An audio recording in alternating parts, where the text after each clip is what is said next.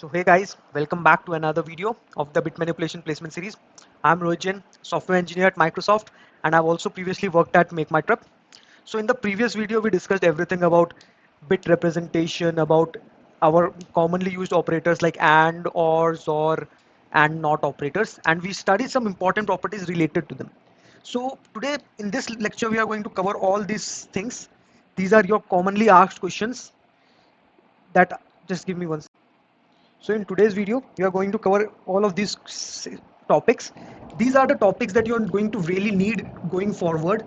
Specifically, if I talk about the ability to set, unset, or flip the ith bit, this is something that you are going to significantly require in your future questions. Ones and twos complements, these are some things that you will require in your error check and a lot of other applications when you talk about your CS fundamentals.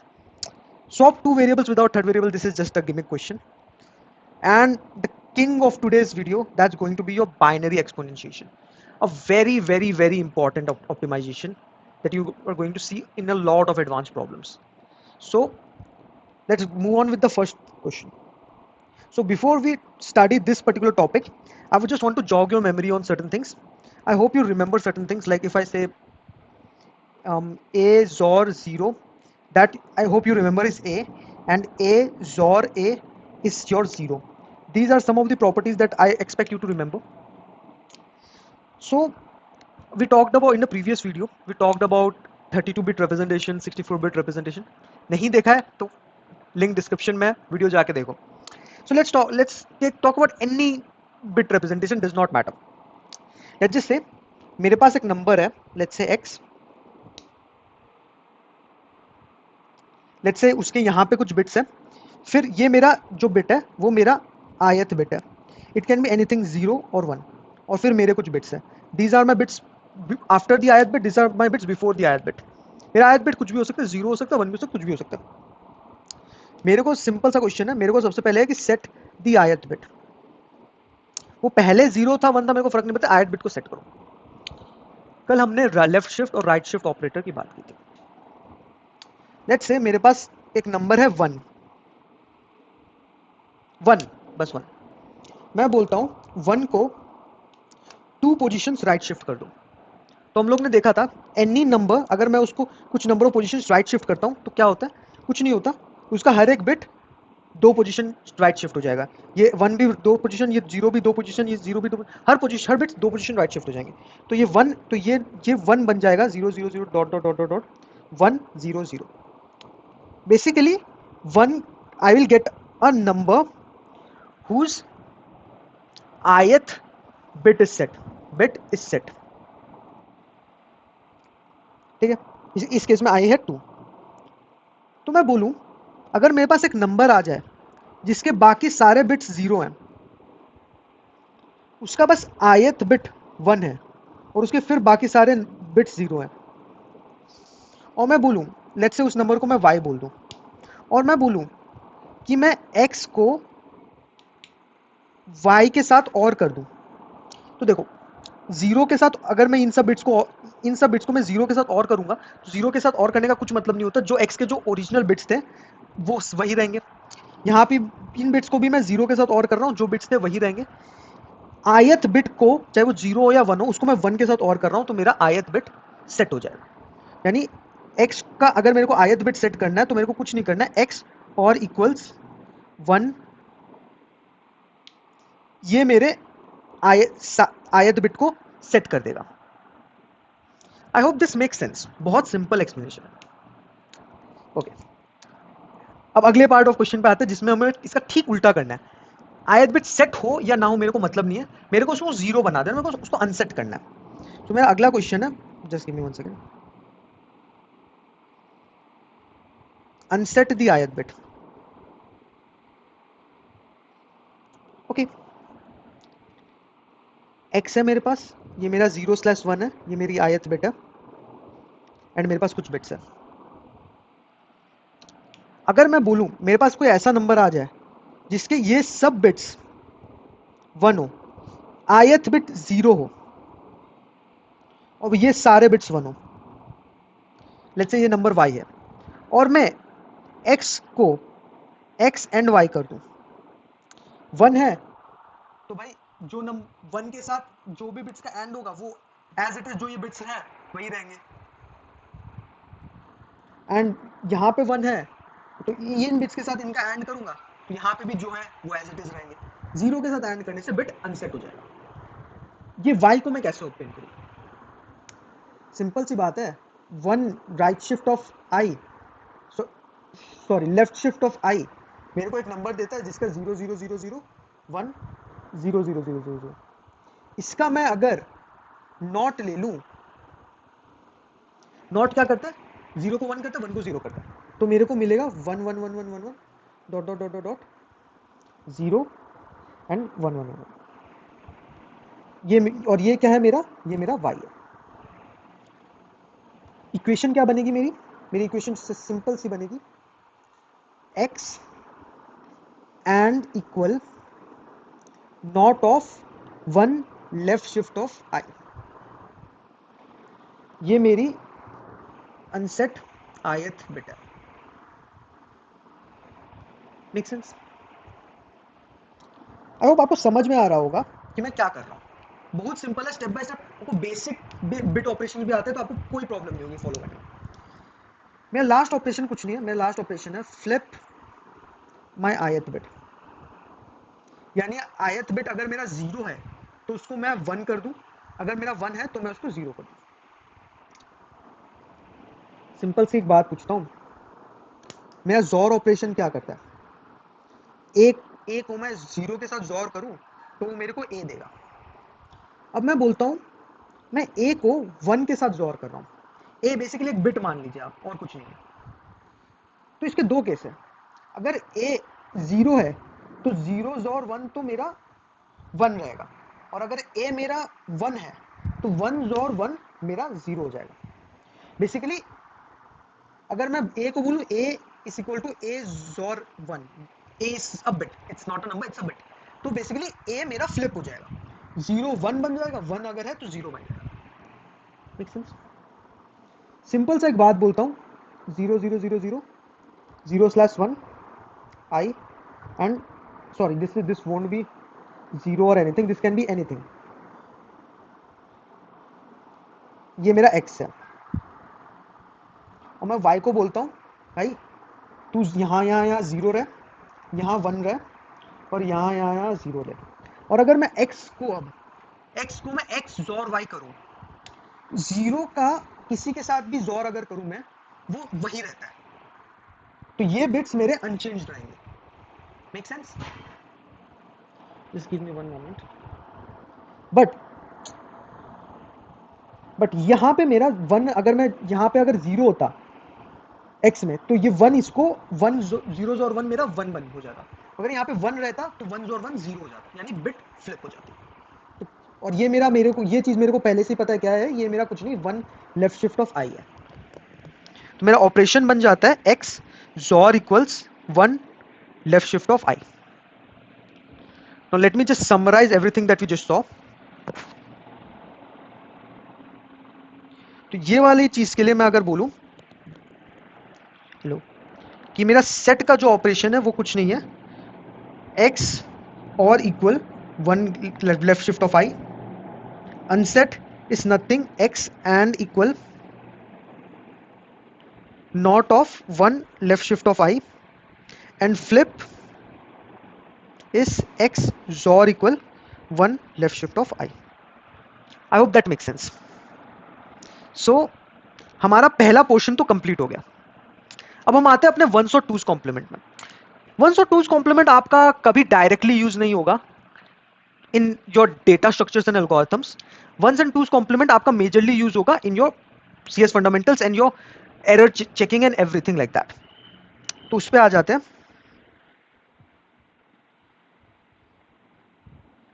यहाँ पे बना लेते हैं, let's say I have a number x, let's say that's anything 1 0 0 1 1 0 1. Ones complement is nothing but not of x. So one's complement मेरा हो जाएगा, इस पूरे का अगर मैं नॉट लूं तो मेरा होगा 0 1 1 0 0 1 0. Make sense? 2's complement is nothing but 1's complement plus 1. 1 का जो भी कॉम्प्लीमेंट आया उसमें आप 1 ऐड कर दीजिए, आपको आपका 2's कॉम्प्लीमेंट मिल जाएगा. ये मेरा 1's कॉम्प्लीमेंट है 1 0 0 0 1 0. इसमें मैं अगर 1 ऐड करूं, मैं सिंपल सा बात है 1 यहाँ पे 1 हो जाएगा एंड यहाँ बाकी सब मेरा एज इट इज रहेगा. So this is my 2's complement. ज्यादा कुछ डिस्कस करने का है नहीं. 1's कॉम्प्लीमेंट लेना है तो नंबर का नॉट ले लो. 2's कॉम्प्लीमेंट लेना है तो जो 1's कॉम्प्लीमेंट आया उसमें 1 का बाइनरी एडिशन कर दो. यहाँ ये पॉइंट मैं लिख देता हूँ यहाँ पे, बाइनरी एडिशन. ये बहुत इंपॉर्टेंट पॉइंट है.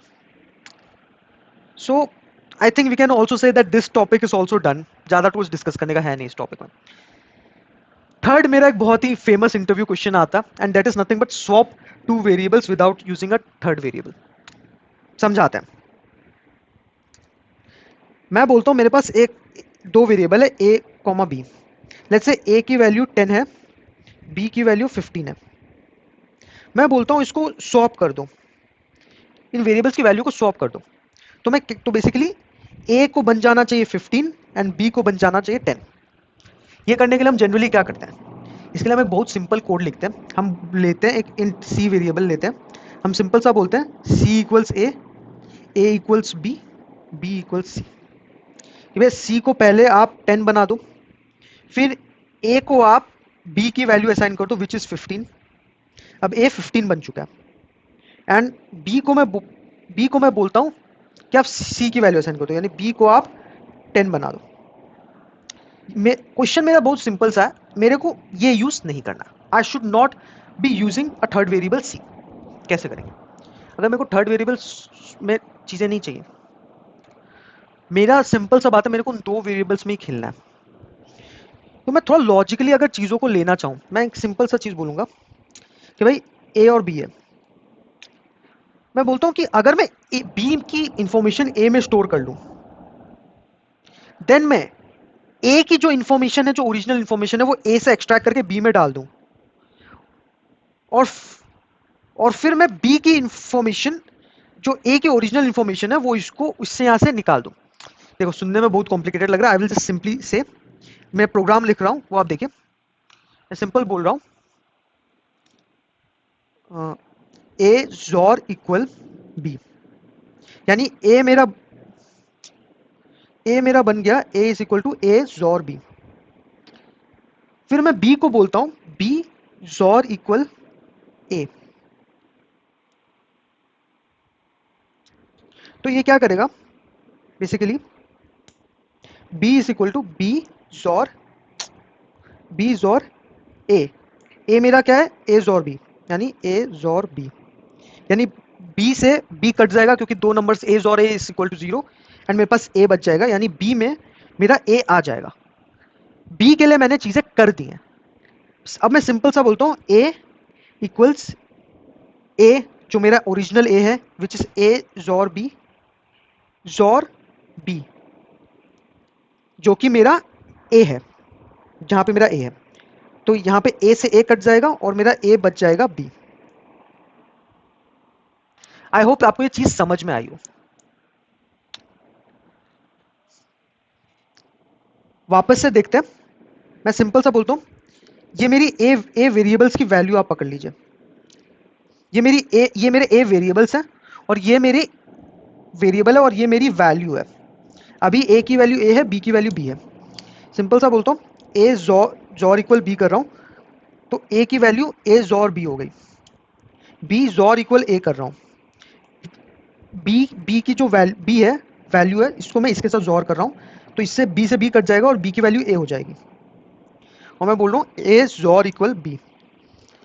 a मेरा ये है, b मेरा ये है, इन दोनों का मैं XOR करूंगा तो मेरा a से a कट जाएगा और मेरी a की जो वैल्यू हो जाएगी वो b. I hope this make sense now. चलो, सो हमने अपना तीसरा जो क्वेश्चन है उसको भी सक्सेसफुली सॉल्व कर लिया. Now let's come to the most important part of our entire video, which is our binary exponentiation, one of the most critical problems जो आपको बहुत आगे जगह, आपको मैट्रिक्स एक्सपोनेंशिएशन भी समझना है, you will need to know binary exponentiation very thoroughly. तो इसको अच्छे से करते हैं, लेट्स सी। मैं सिंपल सा बोल रहा हूं, बाइनरी एक्सपोनेंशिएशन।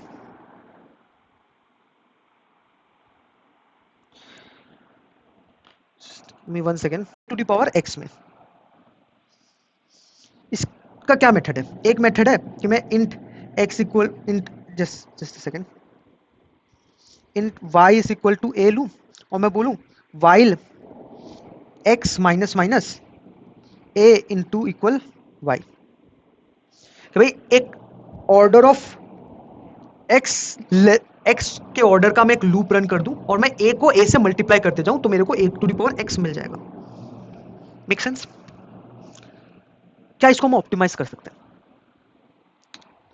मैं आपको सिंपल सा क्वेश्चन पूछता हूं, मेरे पास ए स्क्वायर है और मेरे को ए टू द पावर 4 चाहिए, तो क्या मैं इसको ऐसे करूं कि मैं ए स्क्वायर को ए से मल्टीप्लाई करूं और एक और बार ए से मल्टीप्लाई करूं, या फिर मैं ऐसे करूं कि मैं ए स्क्वायर को ए स्क्वायर से मल्टीप्लाई कर दूं? What should I do? Similarly अगर मेरे को इसको ए टू द पावर 8 से तक पहुंचाना है तो मैं क्या करूं? Let's remove all this. तो या फिर मैं ए टू द पावर 4 को 4 बार ए से मल्टीप्लाई करूं, या फिर मैं ए टू द पावर 4 को ए टू द पावर 4 से मल्टीप्लाई कर दूं। मुद्दा ये है कि मेरे पास a to the power 4 already है। Why am I doing this redundancy? I hope अगर आप लोगों ने मेरी पहली वीडियो देखी होगी तो आप समझ पा रहे होंगे कि मैं किस डायरेक्शन में जाना चाह रहा हूं। सिंपल सा कहना है, मेरे पास a to the power x है, एक्स को मैं two to the power a one plus two to the power a two plus two to the power a three dot dot dot dot dot form में represent कर सकता हूं।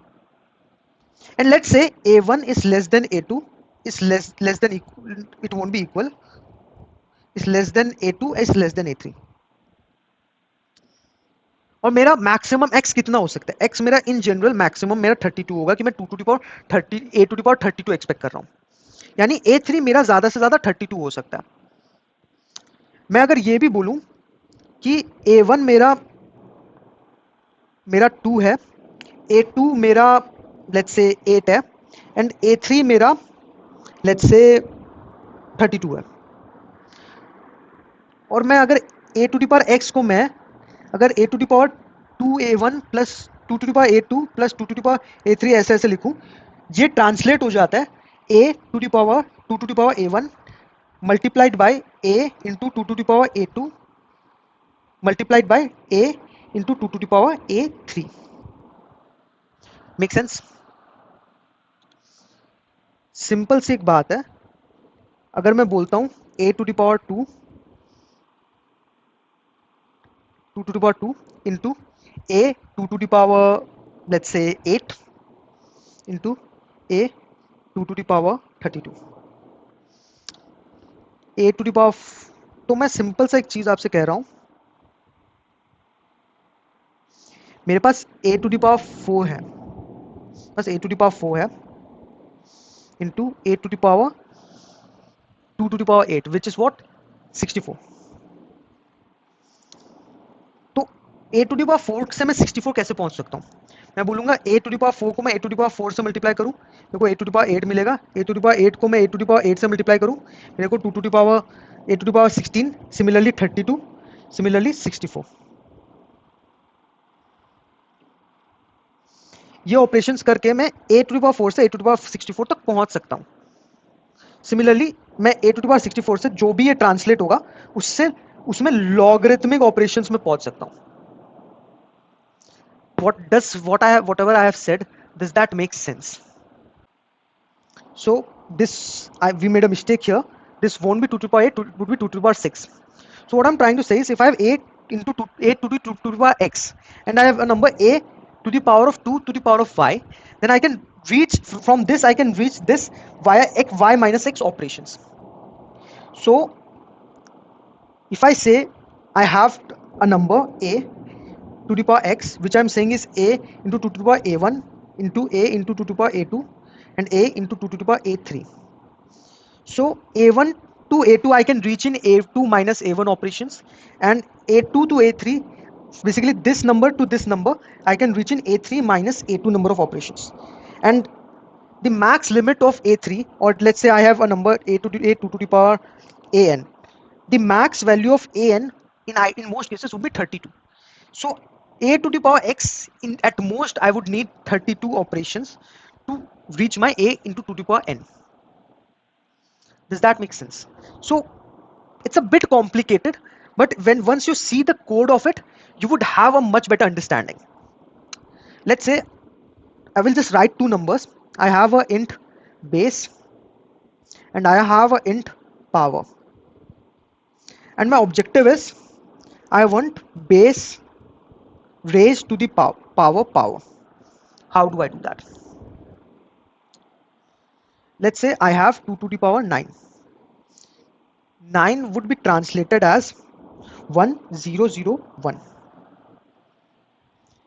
which basically means I can write this number as 2 to the power 8 into 2 to the power 1.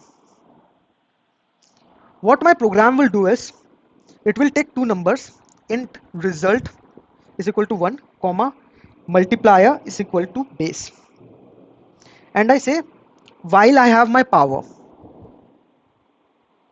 I simply say I check the least significant bit of the power. If power and 1, that is my least significant bit of the power, is set or not, I simply say res into equal mul. I multiply resultant by my multiplier. This is done and dusted. Now I don't have anything to do with this. Second part, I said I just say multiplier into equal multiplier. That is my, I square my multiplier. And I say power right shift 1. And I right shift my power by 1. What exactly is this doing? I have my resultant as 1. In my first loop, my power is as is. And I say my least significant bit is set. So I say multiply my resultant by my multiplier. And my multiplier, let's say I take here res and I take here mul. And right now my multiplier is 2. And I say res into equal 2, which is 2. And I say right shift the power. So my power right shifts and my power becomes 100. And my 2 to the power 1 multiplication is taken care of. Again I see power, the least significant bit of power is 0. I don't do anything. I square my multiplier becomes 4. I right shift my power becomes this. Similarly, multiply, least significant bit is 0. Rest does not do anything. Multiplier gets squared 16, and my power right shift by 1. Make sense? The next part, my least significant bit is set. My res is multiplied by my power. So I simply say 16 into 2 is 32. Just give me 1 second.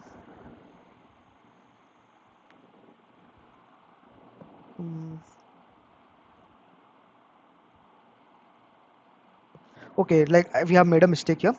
In my first iteration, okay, like we have made a mistake here.